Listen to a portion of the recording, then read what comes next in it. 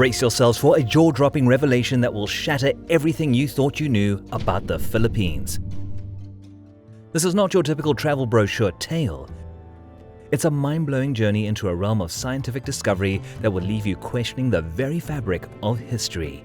Are you ready to uncover the secrets hidden in the heart of Southeast Asia? Buckle up, because what we're about to reveal will send shockwaves through your understanding of this tropical paradise. Nestled amidst over 7,600 islands, the Philippines has long been celebrated for its diverse beauty and captivating charm. From world-renowned beaches to lush mountain landscapes, it's a tropical haven like no other. But beneath its surface lies a secret that has the scientific community buzzing with excitement. Forget the stereotypes. This isn't just about karaoke and street basketball. Beyond its economic rise and territorial disputes, the Philippines conceals a treasure trove of archaeological wonders that rewrite the narrative of human history.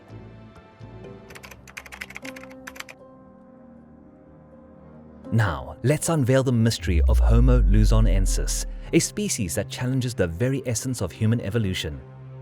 Exhibiting physical features both familiar and ancient, its curved fingers and toe bones echo the climbing prowess of its ancestors, the Australopithecus. This evolutionary puzzle raises an intriguing question. How did this species acquire such a unique blend of traits?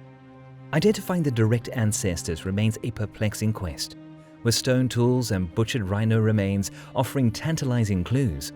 The discovery of ancient humans in Luzon over 700,000 years ago suggests a rich prehistory, yet the absence of actual bones keeps their identity shrouded in mystery.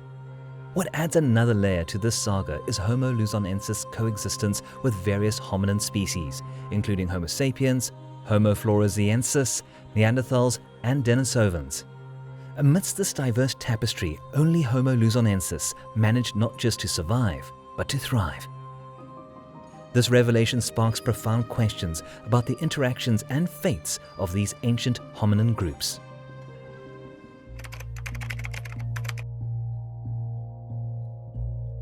Imagine a world in which plants contradict traditional thinking and completely alter the terrain of ecological preservation. You would be amazed. The Renora necrolifera plant, which was discovered in the Philippines in May 2014, may not have a well-known name, but the power that it possesses is nothing short of remarkable. This seemingly insignificant plant possesses the extraordinary capacity to take a nickel, posing a challenge to the fundamental essence of toxicity that is a problem for other organisms. In addition to its exceptional inherent abilities, this botanical marvel holds promise as a potential remedy for the remediation of polluted soil, particularly in areas damaged by nickel mining processes. Imagine if, in the future, we will replace damaging mining practices with a strategy that is more sustainable and kind to the environment. This approach would involve extracting metals from hyperaccumulators such as Renora necrolifera. Despite this, there's a harsh reality that exists in the midst of the revolutionary potential.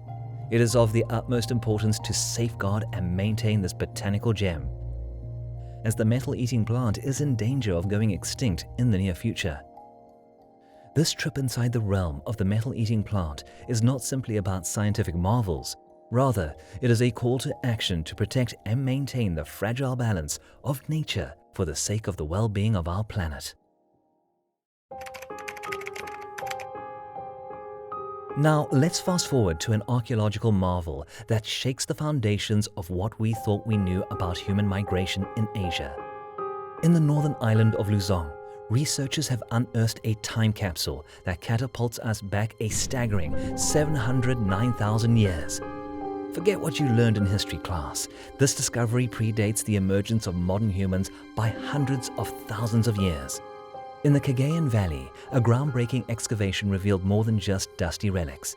It unveiled a complete rhinoceros skeleton, accompanied by a stunning collection of 57 stone tools. Among them, 49 razor-sharp flakes and 6 cores, along with 2 potential hammerstones. But here's where it gets intense.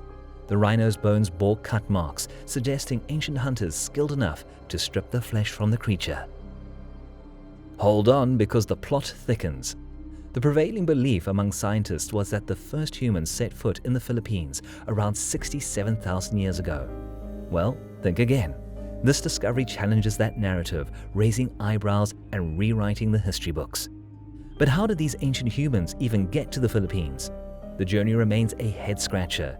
Picture this: natural rafts of tangled mangroves breaking away from mainland Asia during typhoons or tsunamis, or perhaps primitive boats navigating the islands intentionally. In April 2019, the plot thickened even more with a jaw-dropping find: the Homo luzonensis. Fossils of this long-lost cousin of modern humans were unearthed in Kalua Cave in Luzon. In 1967, archaeologists Alfredo Evangelista and Fando Llano made an astounding discovery during an archaeological excavation in San Antonio, Oton, Iloilo. Among the various findings, the Oton gold mask stood out for its captivating history and remarkable artistry. Dating back to the late 14th to early 15th century, known as the Age of Trade, the Oton death mask is one of the most interesting pieces of ancient art ever found in the Philippines. But what exactly is it? And what was its purpose? Historians suggest that the Oton gold death mask was part of the ancient burial practices of a tribe called the Bayans. These early Bayans believed that by covering the eyes, nose, and mouth with these gold masks, the deceased would receive divine protection from evil spirits seeking to inhabit the body. The brightness of the gold was thought to drive away these malevolent forces. Moreover, gold held significance in terms of social and financial status. Members of the higher class were buried with as much gold as possible, including golden jewelry and small gold pieces placed between the burial shroud. This practice is believed to have originated some 1,700 years ago, offering a glimpse into the ancient communities that once inhabited the region, their beliefs, practices, and lifestyles. Now let's unveil another chapter of the Philippines' rich history, the Limestone Tombs. Between 2011 and 2012, the National Museum's archaeologists embarked on an extraordinary adventure in Mount Kamhantik, Quezon Province. Little did they know, this journey would lead to an extraordinary discovery, a burial ground shrouded in mystery. What they uncovered were not just ordinary tombs, but 15 limestone tombs, a groundbreaking find in the Philippines. The site, sprawling across a 280-hectare government-protected land, was initially believed to be a 1,000-year-old village. However, carbon dating told a different story, spanning from 890 to 1030 AD. What sets this burial ground apart is the presence of limestone coffins, a first of its kind in the Philippines. This evidence points to advanced burial rituals, showcasing the sophistication of ancient Filipino civilizations before foreign colonization. Alongside the limestone coffins, archaeologists unearthed earthen jars, metal objects, and skeletal remains of both humans and animals. The tombs, reminiscent of Egypt's ancient sarcophagi, bear a more understated appearance, lacking the elaborate design and mythological symbols found in their Egyptian counterparts. Experts noted that tombs once had lids adorned with probable pre-colonial patterns. Sadly, these lids, along with the skeletons and burial artifacts, fell victim to treasure hunters before scientists could conduct a comprehensive examination of the site.